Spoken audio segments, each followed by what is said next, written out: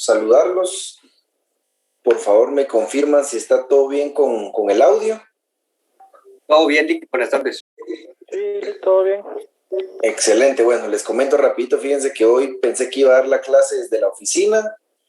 No cargaba mi computadora, entonces voy a dar clases desde el iPad, pero realmente este no lo utilizo mucho para este tipo de eventos, entonces les voy a pedir las consideraciones del caso, pero vamos a dar inicio. Veo que tenemos 123 personas conectadas, entonces vamos a dar inicio. Solo fíjense que le había quitado no la sala de espera, pero no sé qué. Bueno, voy a tratar de ir uniendo en el transcurso de la sesión a todos los compañeros, y muchas gracias a todos los que se han manifestado en el chat. Igualmente, mi estimada Wendy, gustoso saludarla. Y bueno, vamos a dar inicio entonces, jóvenes. Recording in progress. Bueno, muy buenas tardes, estimados jóvenes, de nuevo, sean todos ustedes bienvenidos, un gusto saludarles, mi estimada Cris, perdonen que reitero el método del día de hoy, pero bueno, sean bienvenidos a esta clase en donde vamos a abordar el tema de las características del derecho procesal colectivo. Ya quitamos el tema de los principios en la clase anterior y la idea es hoy avanzar pues con el tema de buenas tardes, mi estimada Evelyn, con el tema de las características. Bueno, vean, pues en las clases pasadas hablamos de que los principios eran aquellas bases filosóficas que regían el desarrollo de todas las normas de una determinada rama del derecho. Bueno, ahora vamos a ver las características, sí, que son algunas peculiaridades que tiene cada uno de los procesos, aunque estas sí eventualmente pueden variar. Las características se adecúan a los principios, estas eventualmente pueden variar, y vamos a ver las que encontramos dentro del proceso colectivo de trabajo. Bueno, como no tengo la computadora acá, no les puedo, se me va a dificultar teclear todos los principios, se los voy a ir enumerando y se los envío en un documento con Javier, pero me interesa más que ahorita pongamos atención a la explicación que vamos a ir desarrollando. Bueno, ¿cuál es la primer característica, jóvenes, del proceso colectivo de trabajo? La primer característica del proceso colectivo de trabajo es que todos los días y horas son hábiles, ¿sí? Todos los días y horas son hábiles. ¿En dónde encontramos el fundamento de esto? Vamos entonces, por favor, su código al artículo 324, sí, por favor, artículo 324. Y vamos a ver, permítanme, que tenía aquí abierto. Sí. ¿Alguien tiene su código a la mano que pueda darle lectura al artículo 324, jóvenes? Artículo 324. Los tribunales de trabajo y previsión social estarán en días y horas inhábiles cuando el caso lo requiera, habilitando el tiempo necesario. Las diligencias de prueba no podrán suspenderse salvo fuerza mayor y se entenderá habilitado el tiempo necesario para su terminación. Para la sustentación de los conflictos de carácter económico y social, todos los días y horas son hábiles. Bueno, ahí, jóvenes, subrayada esta parte entonces. Gracias, mi estimadísimo. Para la sustanciación, ¿sí?, de los conflictos de carácter económico, social, todos los días y horas son hábiles. Bueno, vamos a ver que esta es una característica muy peculiar, ¿sí?, muy peculiar del proceso colectivo de trabajo. Y es que aquí básicamente estamos viendo que esto se asemeja, ¿sí? Disculpe la interrupción, pero hay micrófonos abiertos y casi no se le entiende, por lo menos yo sí no le entiendo. Jaime Alejandro. Vamos a... Jaime Alejandro Sobera. Es que, como les digo, de acá me cuesta tener más el control porque no... Ustedes comprenderán, soy más de utilizar con mouse. Acá me cuesta un poquito... creo que ahí estamos todos, ¿verdad? En silencio. Bueno. Bien, perdonen. Retomamos entonces. Acá estamos. Bueno. Retomamos entonces. Vemos que primer principio, sí, reitero, el primer principio es: todos los días y horas son hábiles, de conformidad con lo que nos establece el segundo párrafo del artículo 324. Vamos a ver que dentro del ordenamiento jurídico guatemalteco, únicamente sí, en materia de amparo, vamos a ver que se regula la misma situación en cuanto a que todos los días y horas son hábiles. ¿Por qué el legislador reguló de esta manera, sí, esta característica de que todos los días y horas son hábiles? Bueno, veamos lo que les he platicado, que cuando hablamos de un conflicto colectivo de carácter económico-social dentro de una empresa o institución de trabajo, tenemos que tener que existe un peligro latente que eventualmente pueda terminar en una huelga o en un paro dicho conflicto. Y regresamos a lo que les explicaba anteriormente, que el hecho de que termine un conflicto, derive en una huelga o derive en un paro, puede traer consecuencias como paralizar la producción de ciertos bienes o la prestación de ciertos servicios. Sí, es por eso que vamos retomando lo que hablábamos con anterioridad. Les recordaba yo que cuando se presenta un conflicto dentro de un juzgado, no importando la agenda, ¿sí?, de los juzgados, se le da prioridad a la sustanciación del conflicto colectivo de carácter económico-social. Se recuerda que les platiqué que tiene un máximo de 15 días, ¿sí?, en la fase de conciliación, y ahora vemos que el juzgador resolvió que todos los días y horas sean hábiles. ¿Esto con qué objetivo? Con el objetivo de que la sustanciación del proceso se lleve a la brevedad posible. Les comento, en la práctica suele no darse al 100% este principio. Los tribunales de justicia suelen ocupar la mayor cantidad de días hábiles. Lo que sí sucede es lo que les platicaba la vez anterior, que era el primer párrafo del artículo 324, que nos hicieron favor de leer con antelación, en cuanto a que los tribunales normalmente, en la sustanciación de estos conflictos colectivos de carácter económico-social, suelen habilitar el tiempo necesario, es decir, habilitar más allá de las 3:30 horas para poder continuar con la discusión de los puntos. Se van a dar ustedes cuenta, jóvenes, cuando veamos ya en la segunda unidad propiamente el desarrollo del conflicto, que incluso aquí encontramos la peculiaridad que hay plazos en horas, ¿oyeron?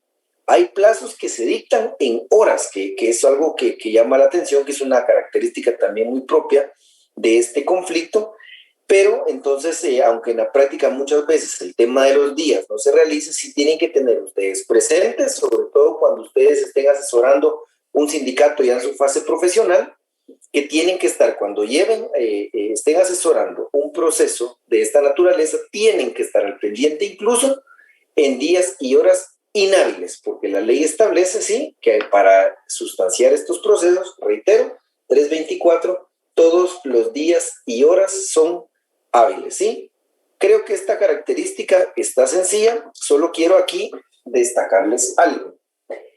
El siguiente punto del programa, sí, es el contenido del derecho procesal colectivo.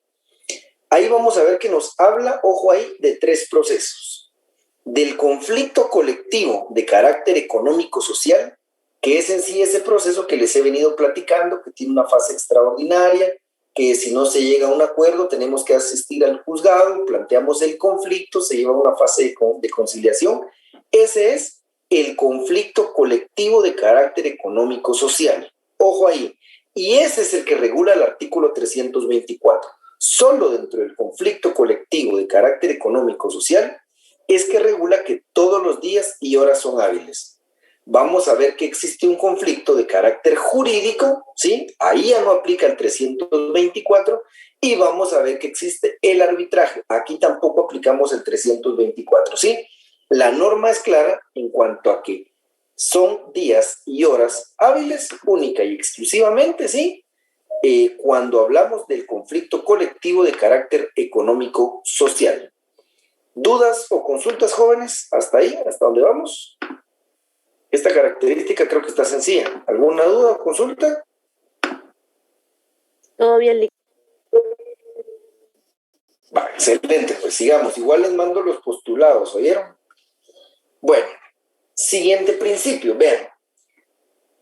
Vamos a ver, dentro del conflicto colectivo de carácter económico-social, ¿sí? Dice el principio, se los voy a hacer esta parte que voy a leer ahorita, se las mando posteriormente con Javier cuando tenga mi computador. A lo largo del trámite del proceso se combina el conocimiento jurisdiccional del juez unipersonal que conoce el inicio del trámite del proceso con el tribunal pluripersonal que conoce dentro de la fase de conciliación para concluir nuevamente en el conocimiento del juez unipersonal. ¿Sí? ¿A qué se refiere esto? ¿Sí? Esto se refiere como se... Oh, perdón, joven, está ahí nuevamente micrófonos. Abril Arriaga.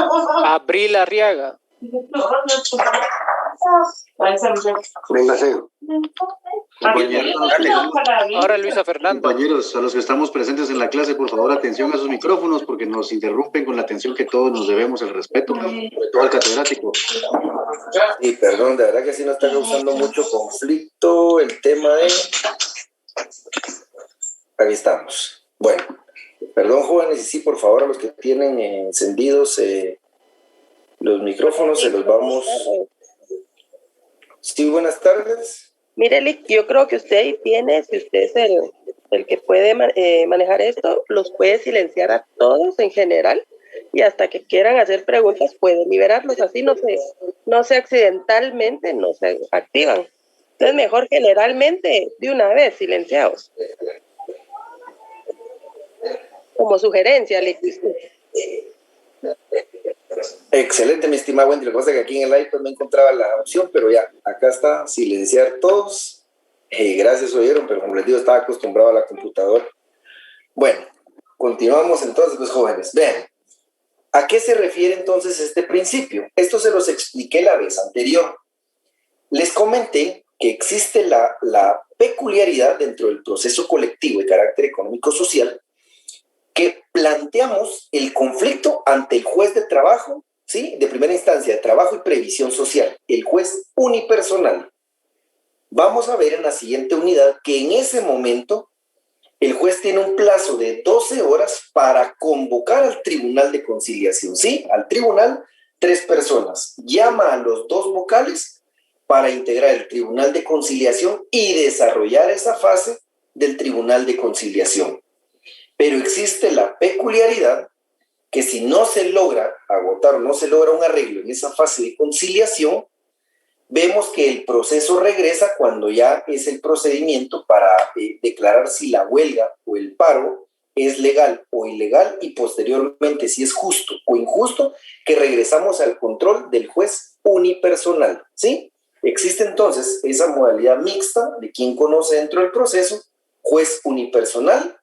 Vamos a la fase de conciliación dentro del proceso, se integra el tribunal de conciliación y si no hay un acuerdo y alguna de las partes quiere acudir a la vía de la huelga o el paro, nos encontramos entonces que ya llegamos o regresamos únicamente al control jurisdiccional del juez unipersonal, ¿sí? ¿Alguna duda o consulta acá? ¿Ninguna? Solo el tribunal lo conforman 2 vocales y el juez unipersonal, entiendo. Exacto. De hecho, ahorita es un punto del programa, la conformación del tribunal de conciliación. Lo vamos a desarrollar ahorita un poquito, pero en términos muy generales, sí, tribunal, el juez, el propio juez de primera instancia de trabajo y previsión social será el presidente del tribunal y manda a convocar a los 2 vocales, que ya les explicaré cómo se integran esos vocales. ¿Alguien más había planteado alguna duda? Licenciado, perdone, ¿se podría repetir cuál es el nombre de la característica que no logré anotar todo? Estas se las voy a mandar con Javier al finalizar la clase, estimadísima, para no dictarla. Me interesa que me entiendan la idea y yo se las mando por escrito en un archivo, ¿le parece? Sí, está bien, licenciado, gracias. Excelente, reitero, aquí lo que me interesa es que en esta característica entendamos que, a diferencia de otros procesos, conoce un juez individual, conoce un tribunal, y la característica que el proceso puede regresar incluso al conocimiento del juez unipersonal. De hecho, vamos a ver cuando estemos en la fase de donde se decreta ya la legalidad o la ilegalidad de la huelga, que se eleva en consulta a la sala de apelación correspondiente. Fíjense, bien sui generis, porque ustedes no van a ver dentro de los procesos, hasta donde yo recuerdo, que exista una etapa en donde se consulte. Ojo ahí, no estamos hablando de apelación, sino se eleva únicamente en consulta por parte del juzgado para que también la sala se pronuncie sobre la legalidad o ilegalidad de la huelga. Bueno, tercera característica. Existe como acto de iniciación procesal dentro del proceso colectivo en materia de diligencias de reinstalación que derivan de la inobservancia de las prevenciones dictadas dentro del trámite del conflicto, el conocimiento de oficio, ¿sí? ¿A qué se refiere esto? Lo platicamos un poquito en la clase anterior. Vamos a ver si creo que el artículo 380, si no estoy mal, si alguien tiene a la mano su código, artículo 380, que yo estoy viendo acá en la computadora, ahorita les digo, solo para que lo tengamos presente. ¿Se acuerdan que les hablé de la reinstalación? Creo que 380 o artículo 382. Si alguien lo tuviera a la mano, eso lo vimos en la clase. El artículo 382, licenciado, dentro de las 12 horas siguientes. ¿Será ese? Sí, pero no es ese, mi estimado. Es donde hablamos de las reinstalaciones. Pero fíjense que... En el 380, el último párrafo, dice el procedimiento de reinstalación que establece ahí estamos. Este artículo es aplicable también cuando se infrinja el derecho de inamovilidad que establece el artículo 209 de este artículo, de este código. Excelente, excelente. Ahí estamos en el 380, mi estimadísimo, y vamos al segundo párrafo. Me dicen si estoy en lo correcto con la lectura. Dice: si se produce terminación de contratos de trabajo sin haber seguido previamente el procedimiento incidental establecido en este artículo, el juez aplicará las sanciones a que se refiere el artículo anterior y ordenará que inmediatamente sea reinstalado él o los trabajadores despedidos, y en caso de desobediencia duplicará la sanción conforme los previstos en el artículo que precede. Vámonos al siguiente artículo y nos dice acá: el juez actuará inmediatamente por constarle de oficio, por denuncia, la omisión del indicado procedimiento. En este caso, en este último caso, su resolución de reinstalación deberá dictarla dentro de las 24 horas de haber ingresado la denuncia al tribunal. Bueno, ¿a qué se refiere esto? Lo hemos platicado. Una de las características dentro del conflicto colectivo de carácter económico-social es la protección que le asiste a los trabajadores una vez planteado el conflicto, ¿sí? Existe esa protección de la reinstalación. Vean, lo vimos la vez anterior en el artículo, precisamente en el 380 que acabamos de leer, nos establece la ley. Una vez planteado, ¿sí? Vamos a la fase extrajudicial, no se logra llegar a un acuerdo en la negociación patrono-trabajador, se plantea el conflicto y a partir del momento, ¿sí?, que se interpone la solicitud, lo que sería el equivalente a la denuncia, a la demanda, perdón, en el juicio ordinario laboral, una vez que se plantea, el juez da por iniciado el conflicto y dicta las prevenciones respectivas, en donde establece que el patrono no puede tomar represalias en contra de los trabajadores, en virtud de lo cual no puede despedir a ningún trabajador sin primero pedirle una autorización a él, ¿sí? Si un patrono quisiera despedir a un trabajador por la causa que fuera y estamos dentro de un conflicto colectivo, primero le tiene que pedir permiso al juez, ¿sí?, demostrándole o haciéndole ver que el despido no obedece a una represalia dentro del conflicto, sino que obedece a otra naturaleza, ¿sí? Esto lo vamos a ver despacito cuando veamos ya propiamente el conflicto colectivo. Solo me interesa que ahorita ustedes vayan tomando las ideas generales y me comprendan las características. Pero entonces existe esta protección de la reinstalación. Pero lo que vamos a destacar principalmente en esta característica, vean jóvenes, lo leímos aquí, dice: el juez actuará inmediatamente por constarle de oficio o por denuncia. ¿Se recuerdan que hablamos que uno de los principios dentro del conflicto colectivo de carácter económico-social era el principio de impulso procesal de oficio? Y vemos aquí cómo se materializa, porque la reinstalación se puede dar por dos vías, lo acabamos de leer. Una, por denuncia. Fernando Chacón, me acaban de despedir, no obstante, estamos se está dilucidando un conflicto colectivo de carácter económico-social. Le digo: señor juez, me manifiesto por medio del memorial que, estando emplazada la entidad denominada X, Y o Z, fui despedido, por lo que, acorde a lo que establece el artículo 380, solicito mi reinstalación. El juez, como lo vamos a ver más despacito, pero ya nos hemos ido familiarizando, inmediatamente resuelve la reinstalación porque es una garantía que le asiste, ¿sí?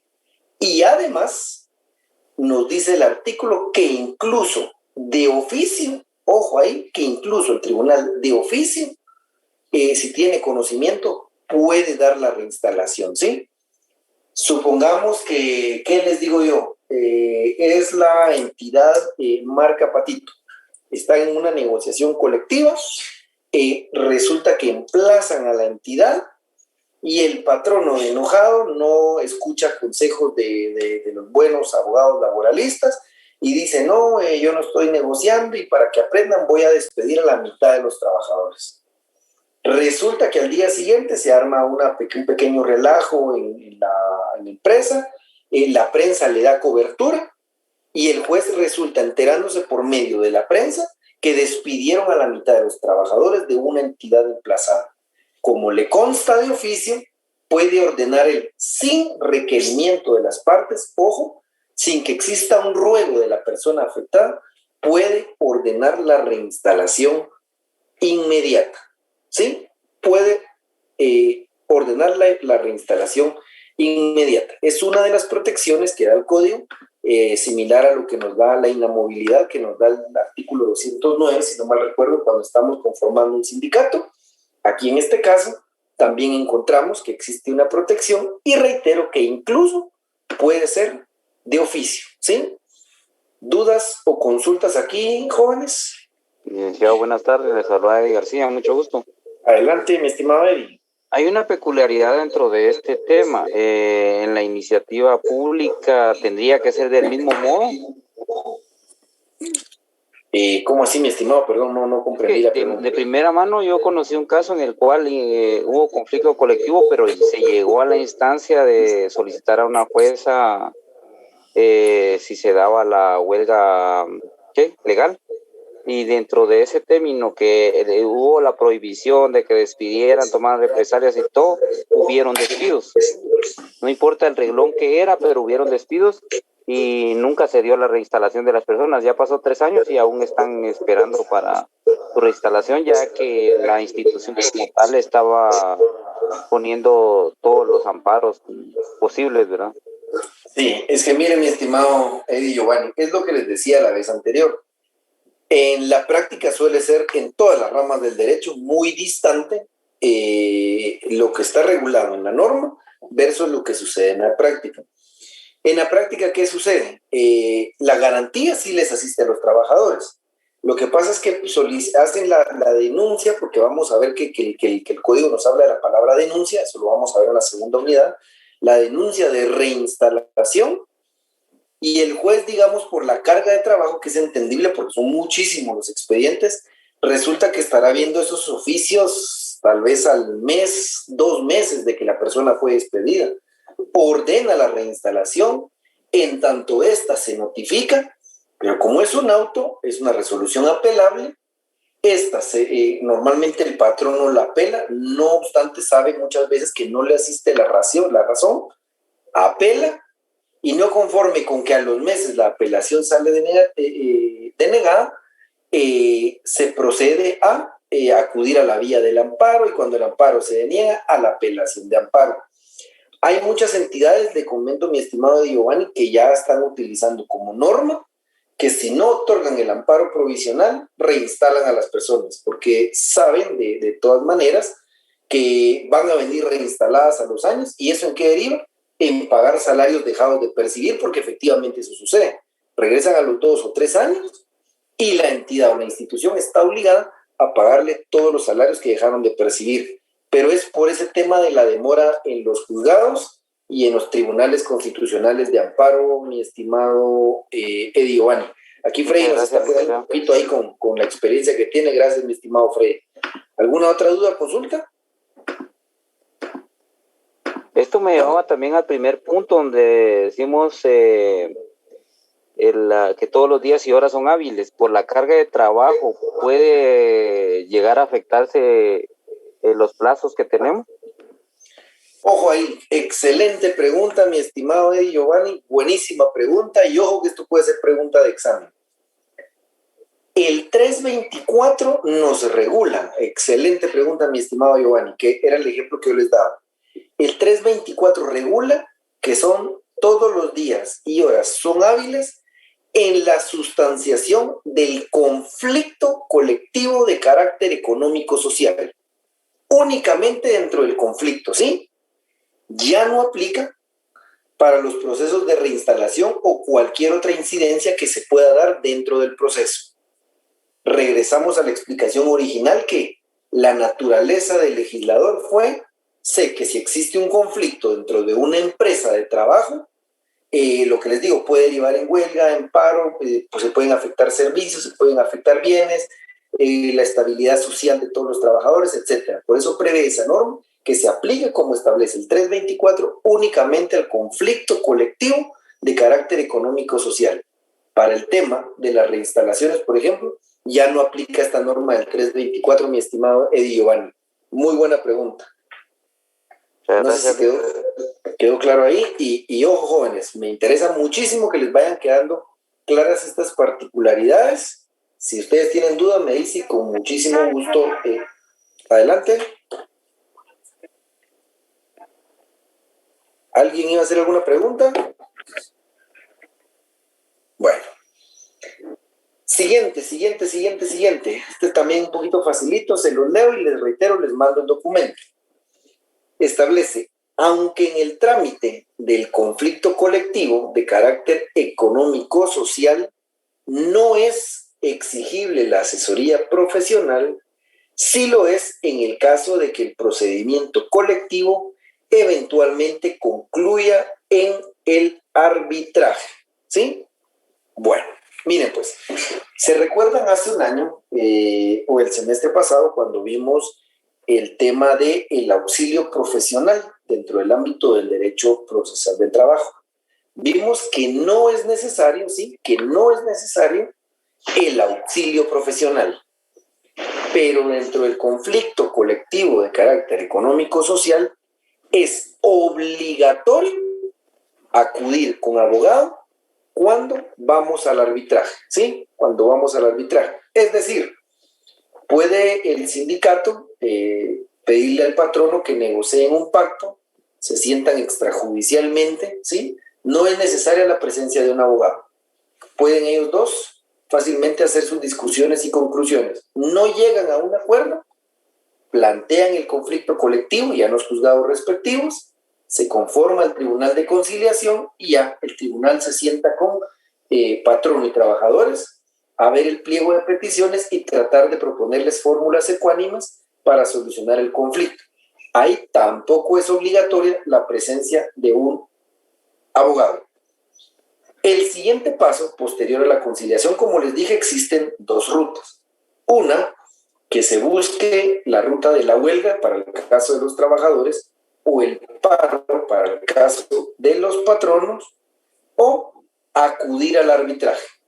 Vamos a ver más adelante que existen dos clases de arbitraje, arbitraje obligatorio y arbitraje potestativo, ¿sí? Y cada uno tiene su momento procesal también en que se puede realizar, Pero cuando vamos al arbitraje, sí, para que ustedes me entiendan, agotada la fase de conciliación, si vamos al arbitraje, aquí ya es un tribunal que toma decisiones, ¿sí? Aquí este tribunal de arbitraje lo que va a establecer es, bueno, patrón y trabajadores no se pusieron de acuerdo, voy a decidir yo como tribunal.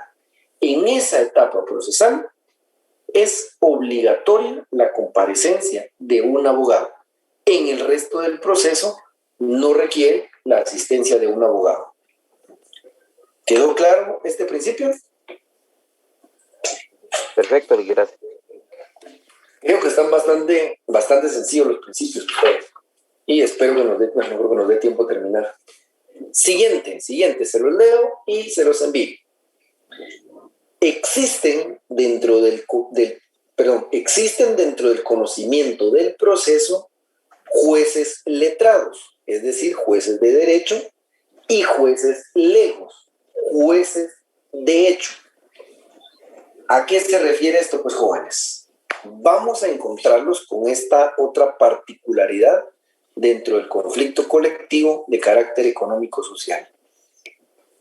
A ese tribunal, que como la palabra no lo indica, está formado por 3 personas, el presidente del tribunal, como lo vamos a ver, reitero, todo esto, el desarrollo sigue en la segunda unidad, lo vamos a ver con artículos y demás. Ahorita me interesa que comprendan las características en general. El juez de trabajo y previsión social se convierte en el presidente del tribunal, ¿sí? Es un juez letrado, es un juez de derecho, ¿sí? Juez letrado, juez de derecho, conoce derecho. Y se integra por 2 vocales que son denominados, ojo ahí, jueces lego o jueces de hecho. ¿Qué quiere decir? Nos vamos a topar con la peculiaridad, ¿sí?, de que uno de los requisitos para ser un juez vocal dentro de este tribunal de conciliación es no ser abogado. Ojo ahí, uno de los requisitos es no ser abogado, y vamos a ver cuando hay un punto específico en el programa donde vamos a ver la normativa, el fundamento legal dentro del código de cómo se conforman los tribunales de conciliación y arbitraje, ¿sí? De momento, entonces, es un juez letrado, ¿sí? Un juez de derecho, que es el presidente, que es el juez de trabajo y previsión social, y 2 jueces lego, 2 jueces de hecho, es un representante de los patronos y un representante de los trabajadores, ¿sí? Nos vamos a encontrar con esa particularidad, reitero, más adelantito, porque en la siguiente clase vamos a ver ya cómo se conforman esos tribunales, cómo los patronos envían sus representantes a esos tribunales, cómo las organizaciones de trabajadores envían sus representantes y cómo en cada juzgado se va conformando un tribunal de conciliación y arbitraje. ¿Y cuál es la naturaleza, podremos pensar nosotros, de que existan 2 jueces que no sean abogados, ¿sí? 2 jueces lego, si estamos dentro de un conflicto legal? El legislador, la ley, ha previsto que obviamente es de suma importancia que esté presente el juez, que es el que sabe de derecho, que va a regular los procesos, que va a interpretar o imponer normas, pero es importante tener 2 jueces que no sean de derecho y que más de derecho se apeguen a la forma o al sistema de valoración de la prueba dentro del conflicto colectivo de carácter económico-social, que es una de las características que vamos a ver, que es el leer, saber y entender. Es decir, que estos jueces legos, estos jueces que no son abogados, conocen más de la realidad. El patrono conoce el entorno patronal, conoce lo que se puede ganar, los gastos en que se incurren, lo dañino que puede ser para la economía de una empresa dar ciertos beneficios. Y por otro lado, el otro juez lego conoce lo que es la necesidad del trabajador, sabe, conoce los requerimientos, sabe hasta qué punto el trabajador también puede tener razón o hasta qué punto pudiera ser extralimitarse en las peticiones y demás. Pero por eso es que la conformación del tribunal requiere que 2 de esas personas no sean abogados, ¿sí? Porque el abogado interpreta la norma, para eso está el presidente. Necesita 2 personas que no sean abogadas, pero que conocen como representantes de cada una de las partes que está en discusión las realidades, ¿sí? Desde los distintos puntos de vista. ¿Queda claro aquí este punto o hay alguna duda? ¿Estamos claros? Muy bien, gracias. Excelente. Bueno, siguiente característica. Vean, la resolución que dicta el Tribunal de Conciliación no es vinculante con el proceso del procedimiento de huelga, pero sí lo es con la resolución que deba dictar el Tribunal de Arbitraje en el caso de que la conclusión del proceso colectivo, por haberlo acordado así las partes o por disposición de la ley, deba terminar a cargo de un tribunal arbitral. Vean, ¿qué quiere decir acá? Vamos a encontrar aquí, reiteramos, me interesa que a ustedes les vaya quedando claro. Regreso, hay una fase extrajudicial de negociación, patrono-trabajador, no llegamos a un acuerdo, planteamos el conflicto, ¿sí? Planteamos el conflicto colectivo, y existe un tribunal de conciliación que, como su nombre lo indica, lo que busca es conciliar. Él no va a dictar una sentencia, ¿sí? Él va a conciliar entre las partes. Si no se llega a ese acuerdo, ¿sí? Ojo ahí, si no se llega a ese acuerdo, el tribunal de conciliación va a emitir lo que se denomina un pliego de recomendaciones, ¿sí? Un pliego de recomendaciones.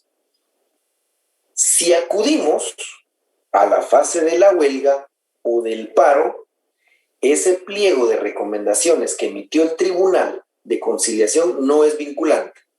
Se quedarán dentro de la memoria histórica del expediente y el juez en su momento será el que determine si la huelga que se haya declarado legal es justa o injusta, de igual manera con el paro, si fue justo o injusto. Pero sí, por disposición de la ley o por voluntad de las partes, no acudimos a la huelga o al paro y vamos al arbitraje, vamos a ver en su momento oportuno que ese pliego de recomendaciones que emitió el Tribunal de Conciliación sí es vinculante porque la propia ley le establece al Tribunal de Arbitraje que debe tener en consideración lo resuelto por el Tribunal de Conciliación, ¿sí? Entonces la característica es el pliego de recomendaciones del Tribunal de Conciliación no es vinculante si se busca la huelga o el paro, pero es vinculante si acudimos a la vía del arbitraje, sea como les dije, potestativo u obligatorio, que eso lo vamos a ver más adelante. ¿Alguna duda aquí, jóvenes? Me queda duda. Cuando no preguntan, me asusta si está quedando todo claro o si los estoy perdiendo. ¿Dudas o consultas? Todavía procesando tanta información, Lick. De verdad.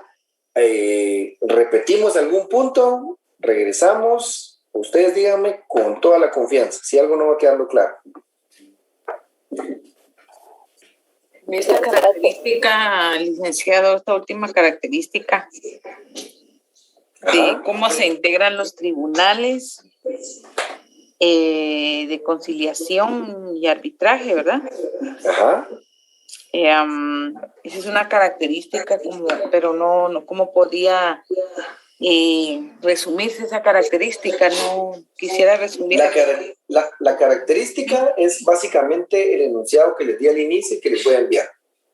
Característica del conflicto colectivo de carácter económico-social es que el tribunal se conforma por un juez letrado, es decir, un juez de derecho, que es el presidente, es el juez de trabajo y previsión social, y por dos vocales lego, es decir, de hecho, que no son abogados.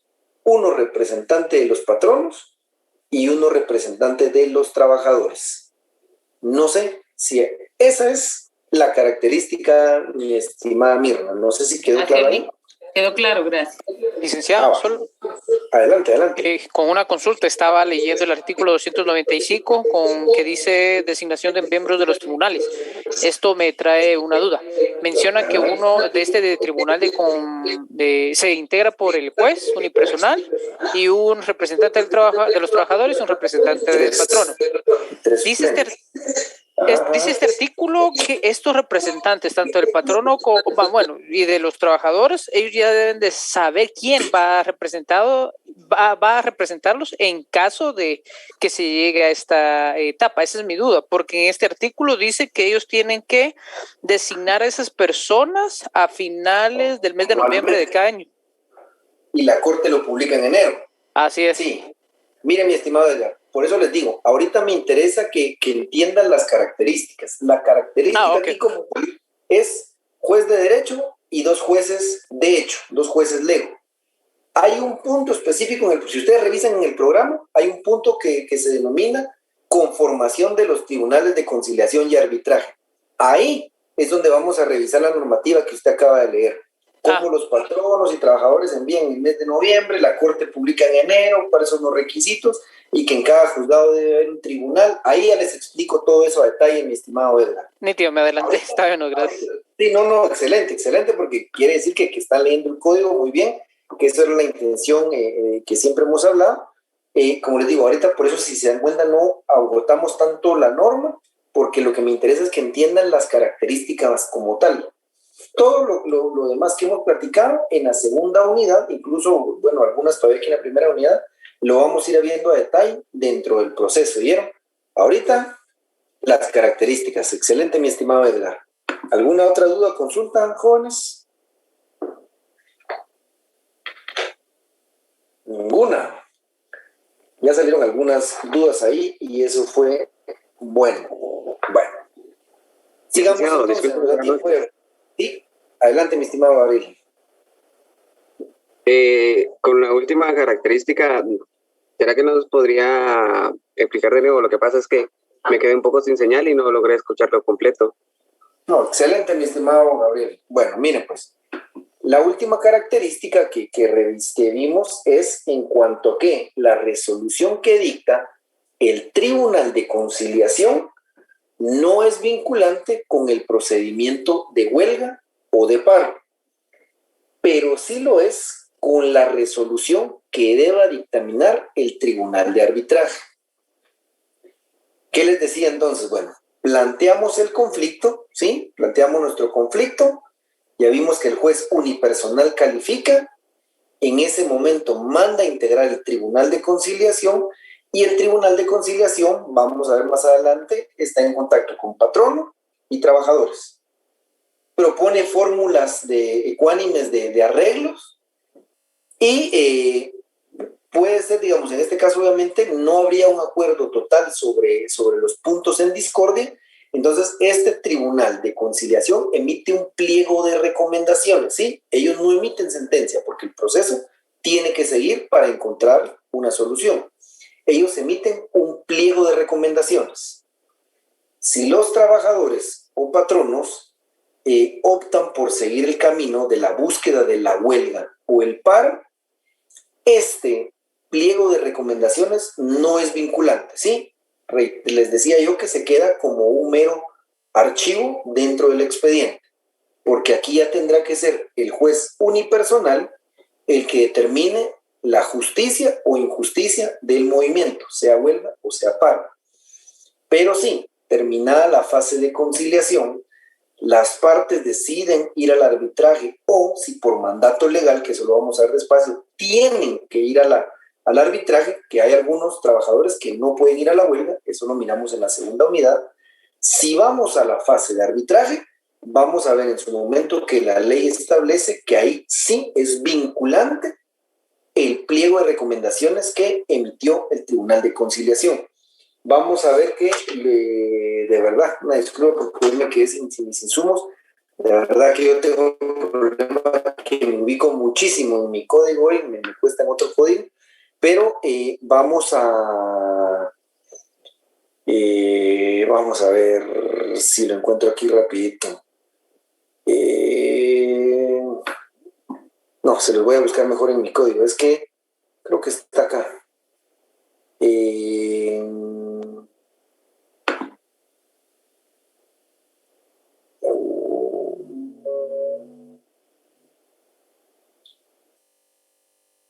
Aquí está, miren, 391, no estaba tan perdido. Artículo 391, ¿sí? Código de trabajo. Dice, aquí habla del acuerdo de arbitraje, dice, si los delegados convienen en someter la cuestión a arbitraje, todos los documentos, pruebas y actas que se hayan aportado o levantado durante la conciliación servirán de base para el juicio correspondiente, ¿sí? Ahí está la base legal. ¿Oyeron? A eso se refiere este último principio.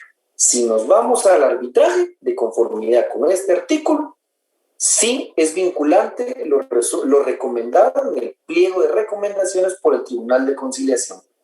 Si buscamos la huelga o el paro, ese pliego de recomendaciones no es vinculante.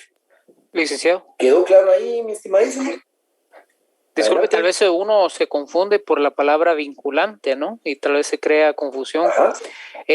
Prácticamente en conclusión es de que si se van al paro, ese pliego de peticiones no se va a tomar en cuenta para llegar a una solución más adelante, o el juez no está obligado a hacerlo. No. A comparación, si se va por la otra vía, el juez sí está prácticamente, por este artículo, sí está obligado a tomarlo en cuenta.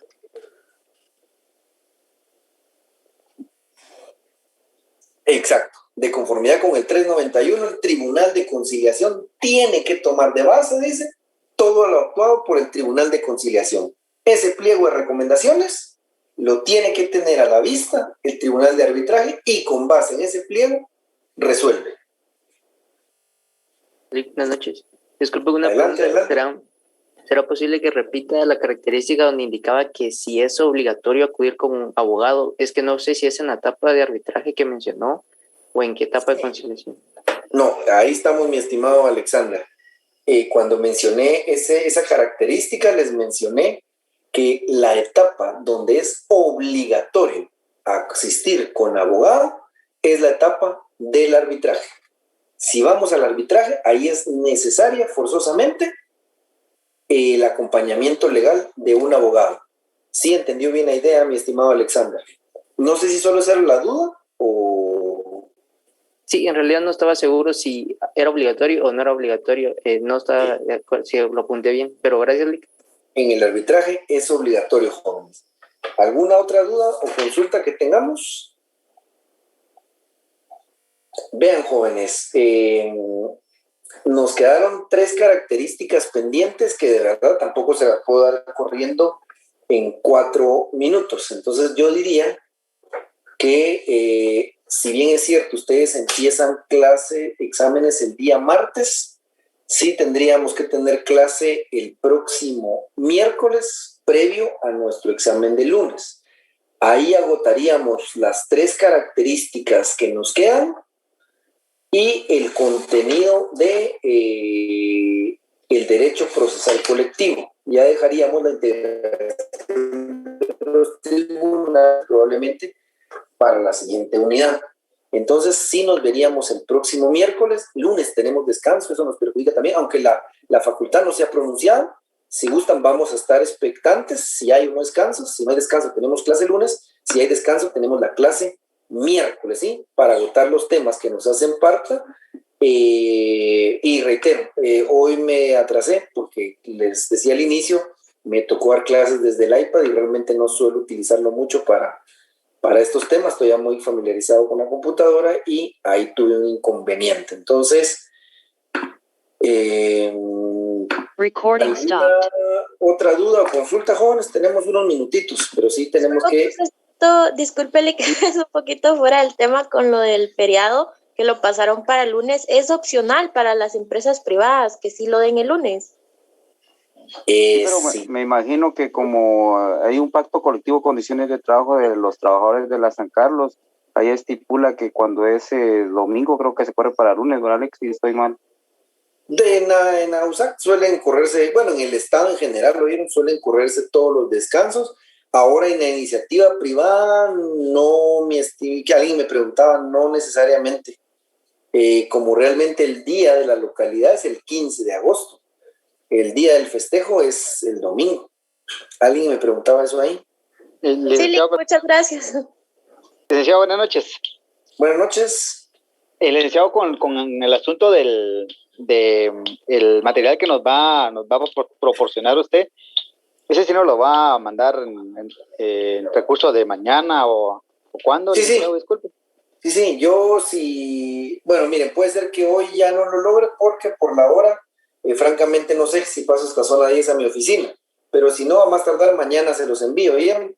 En el que básicamente va el nombre de las características, pero el desarrollo lo hicimos en clase. ¿Alguien más? Sí, porque así para empezar uno a repasar un poco. Excelente, 100 puntos. ¿Alguien más? Sí, yo, buenas noches. Solo va a entrar la primera unidad en el examen. Sí, o sea, lo que veamos hasta el día lunes o miércoles de la otra semana. Lo que veamos ahí es lo que entra en el examen. Gracias. Bueno, adelante. Mire, acerca de las diapositivas de los principios, aunque usted dijo que no le interesaba mucho la definición o algo así, pero no sé si no lo va a compartir, disculpe. Pero, bueno, es que yo les hablé de repente trabajar alguna definición, pero déjenme, lo que les digo, déjenme, ya me está aquí señalando la otra audiencia, déjenme revisar y yo les digo si logro hacer un documento, ¿sí? Lic también igual que compañeros para irse pasando. Va, está bien, no hay ningún problema. Bueno, que le toque a Javier redactarlo, Lic. Que se gane el salario. Eso es mentira. Correcto. Bien, jóvenes, entonces lo vamos a dejar por aquí, estamos al pendiente porque ya tengo que entrar a la siguiente reunión y cualquier duda o consulta, pues con Javier igualmente y él me la hace saber, ¿oyen? Feliz noche, Lic, que descansen. Gracias, Lic, feliz noche. Feliz noche, licenciado.